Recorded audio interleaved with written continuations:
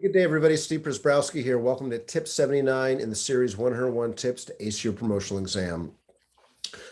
As a reminder, my website below has lots of great free information on the free stuff link. Check it out if you haven't done so already. Also, this series is based off my latest book from Fire Engineering Books and Videos, available off their website as well as mine.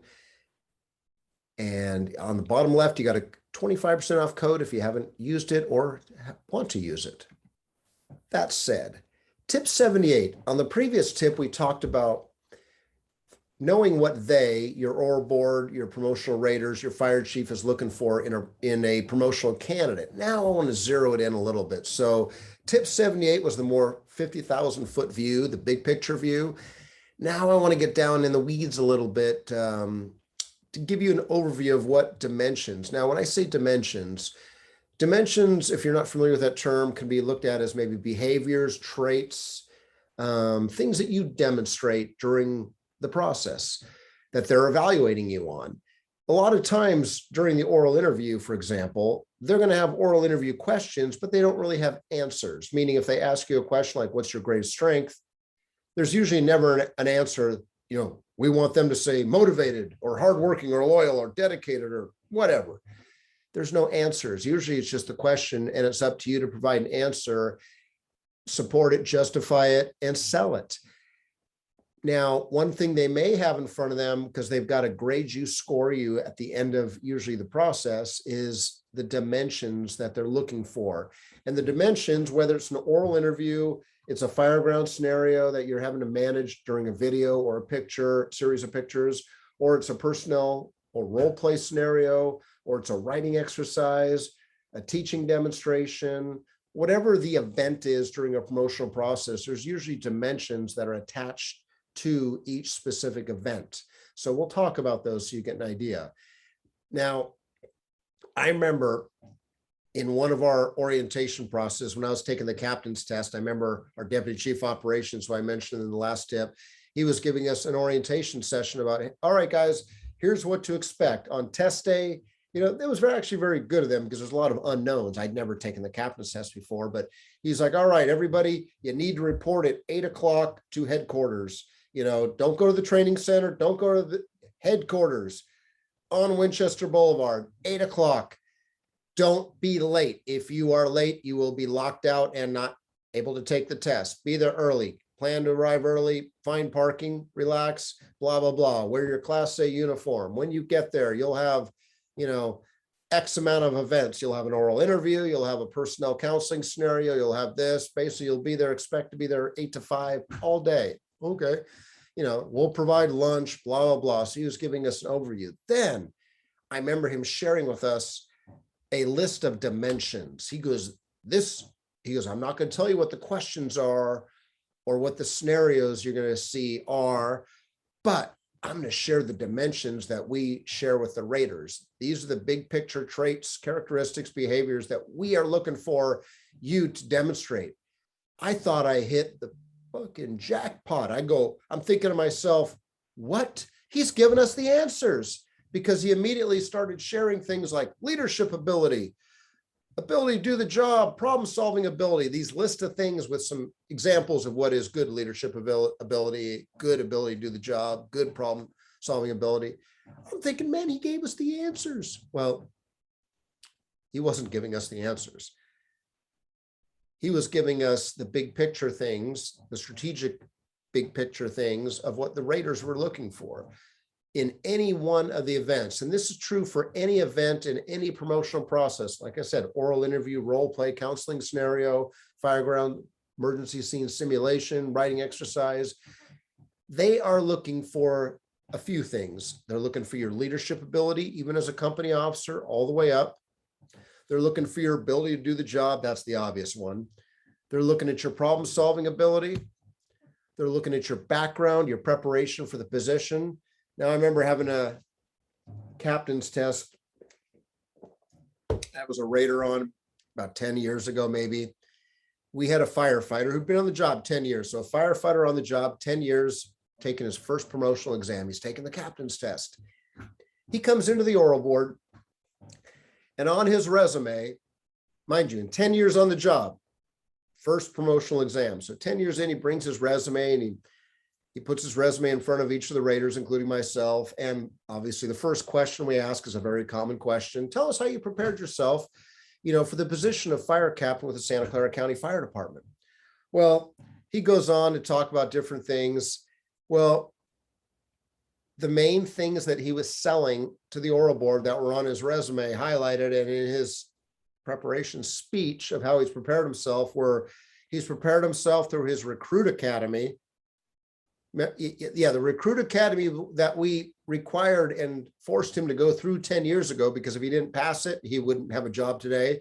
So the only things that he really had on his resume and that he talked about was his recruit academy and all the state certifications that we made them complete as part of the academy. Because when you graduate the academy, our academy is 4 to 5 months. There's a number of state fire training certifications that you receive: low angle rope rescue, auto extrication, ICS 100, 200, and so forth. All those certs that he got during the academy or during the probationary period were ones that we made him do, because if he didn't complete those successfully, he'd be out of a job.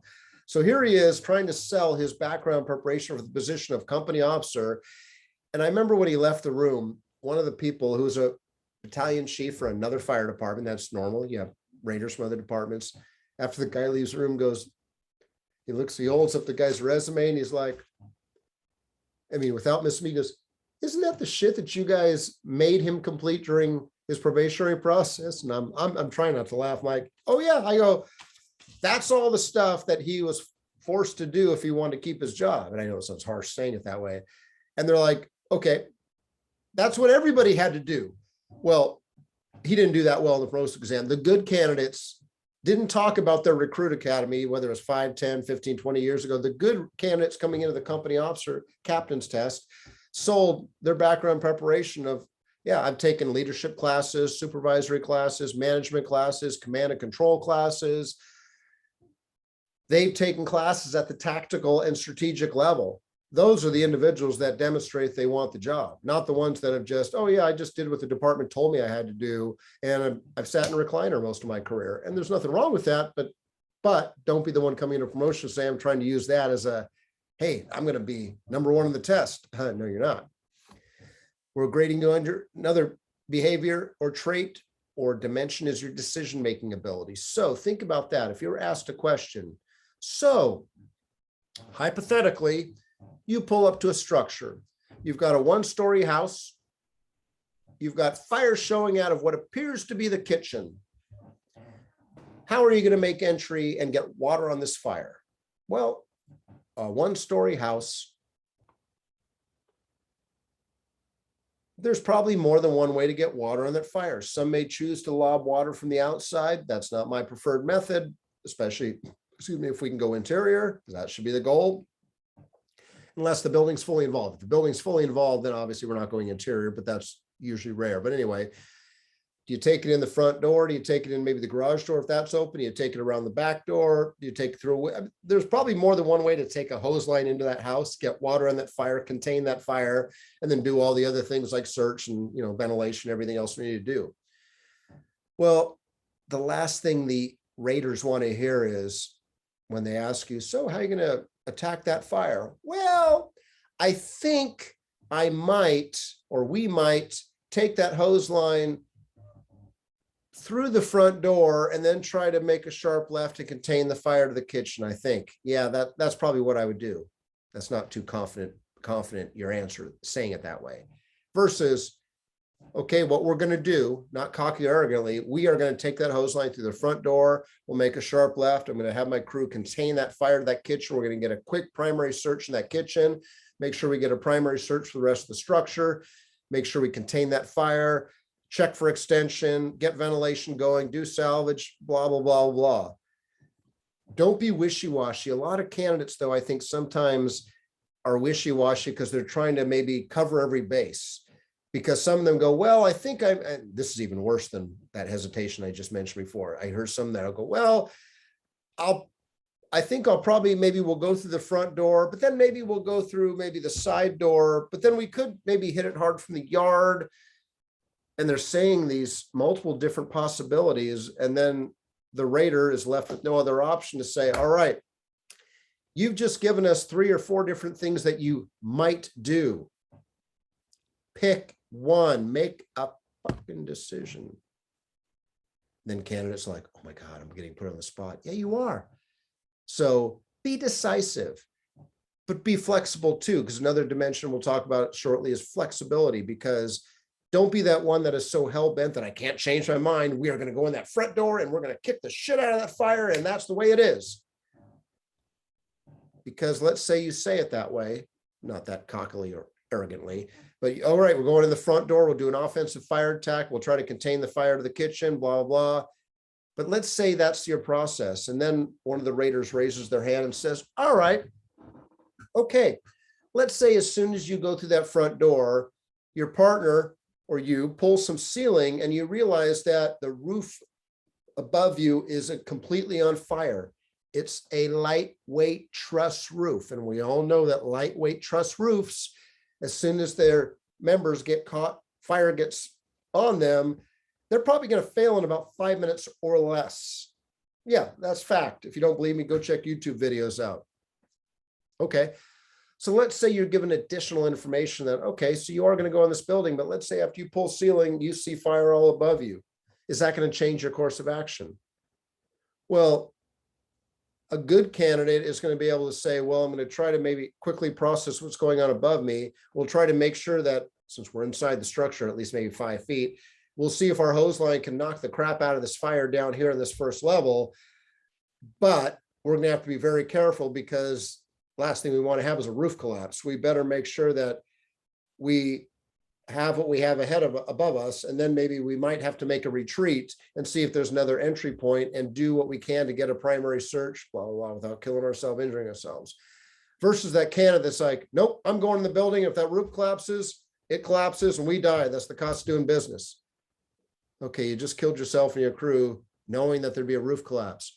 But I don't want to be indecisive.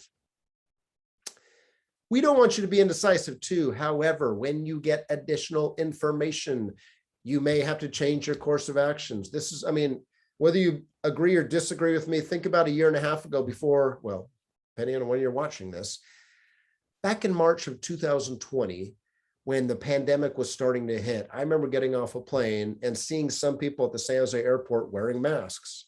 That was odd, before masks were even required, suggested, recommended, whatever. I remember seeing people with masks on at the airport. I remember thinking to myself internally, knowing as little as I knew about COVID and all the other stuff going on, I remember going, what a bunch of friggin' scaredy cats, or what a bunch. I mean, I was laughing, not publicly. I mean, I got the emotional intelligence not to be an asshole, but I'm thinking to myself, why are they wearing masks? What do they know that I don't know? But oh, well, they're a bunch of friggin' idiots. Then lo and behold, a couple months later, yeah, we're wearing masks. And I know there's people that'll point Dr. Fauci out. I don't want to make this political, but there's people that Dr. Fauci, you know, back in March, he told us masks weren't necessary. And then now in May, masks are necessary. Make up your fucking mind, doctor. Well, okay, that's one way to look at it, but I'm also smart enough to understand that there's science involved, that there's additional information that always comes out no different from the fire ground. And that even though today at this point in time, this is what we know and we do the best we can with this information right now in front of us, we should all be smart enough as well that realizing whether it's on the fire ground or in life in general, that guess what, 10 minutes later, 10 days later, 10 months later, there might be additional information that makes us maybe change our initial course of action, because not because we're being wishy-washy, it's because we actually have more information that, you know what, back then we did the best we could knowing what we knew. But you know what, now knowing what we know, let's do this instead. Be decisive and be flexible. Another trait, maturity. We're looking for mature people, and maturity has nothing to do with age, because I've seen people that were teenagers that were more mature than some grown adults. And I've seen some grown adults that were, yeah, not that mature.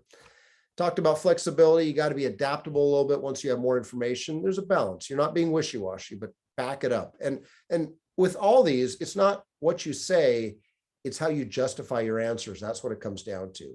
We're also looking for communication skills, oral communication skills, written communication skills, interpersonal communication skills, all 3 key things that we all, as firefighters of any rank, not just officers, firefighters of any rank, need to be well-versed at oral communication, written communication, and interpersonal. The playing nicely in the sandbox, that is interpersonal communication skills. And also the soft skills.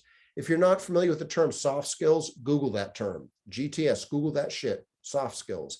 Soft skills are what employers are looking for the most in people today. Not just private industry, but government is looking and struggling to find people with soft skills. Hard skills are those skills that we can teach you. Donning an SCBA, pulling a hose, throwing a ladder. Those are hard skills. Those are things we can teach most people. Soft skills are things that we can't easily teach people. We can't teach you not to be an asshole, not to be a jerk, not to be mean, not to be immature, insensitive, whatever. Soft skills are basically people skills. They're also like critical thinking, communication skills. A lot of these things mentioned above are considered soft skills. So that's what we are desperately needing. And I know there's a lot of firefighters going, what the fuck, soft skills? I don't give a shit. Throw that fucking ladder, don that SCBA. I get it, but remember, that's 5% or less of our job. What's 95% of our job? Dealing with people at the firehouse, in the fire engine, in the truck company, out and about interacting with the public. The soft skills are what gets us in trouble or makes us successful. And obviously, we're looking for knowledge of fire department policies and procedures and SOGs. You got to know that shit, but don't memorize them so much that you think you know them. And guess what? When you think you know something, you're probably going to forget something. So know where to find the information, but obviously know what the information is, because you may get tested on it during the process. So hopefully you've realized by now that what the raters are looking for in evaluating you on, it's not a freaking secret. It's not secret squirrel shit.